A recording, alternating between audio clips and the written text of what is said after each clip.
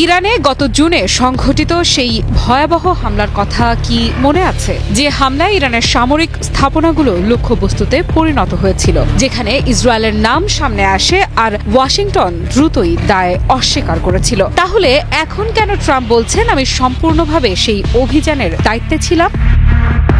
এই এক বাক্যেই কি বদলে গেল পুরো কূটনৈতিক সমীকরণ?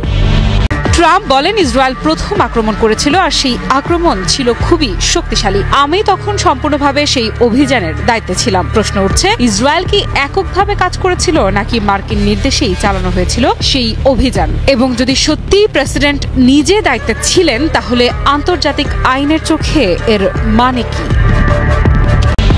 আল জাজিরার প্রতিবেদন বলছে হামলার সময় যুক্তরাষ্ট্র প্রকাশ্যে পিছু হটেছিল, কিন্তু এখন প্রেসিডেন্টের মুখে শোনা যাচ্ছে ভিন্ন সুর। তাহলে কি ট্রাম্প প্রশাসন আসলে সত্য গোপন করেছিল, নাকি এটি ট্রাম্প প্রশাসনের নতুন রাজনৈতিক কৌশল, যেখানে অতীতের সামরিক পদক্ষেপকে ব্যবহার করা হচ্ছে শক্তি প্রদর্শনের হাতিয়ার হিসেবে?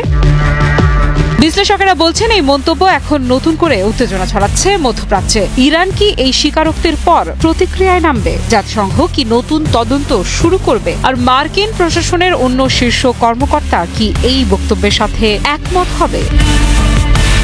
গত জুনে সেই হামলার পর ইরানের প্রতিশোধমূলক আঘাত কাঁপিয়ে দিয়েছিল অঞ্চলটিকে। মাত্র 12 দিনের মধ্যেই বাধ্য হয়ে যুদ্ধবিরতি ঘোষণা করে ইসরায়েল ও যুক্তরাষ্ট্র। তাহলে প্রেসিডেন্টের এই দায় স্বীকার কি নতুন করে উত্তেজনা সৃষ্টি করবে, নাকি এটি অতীতের সাফল্য দেখিয়ে রাজনৈতিক সমর্থন বাড়ানোর একটি কৌশল?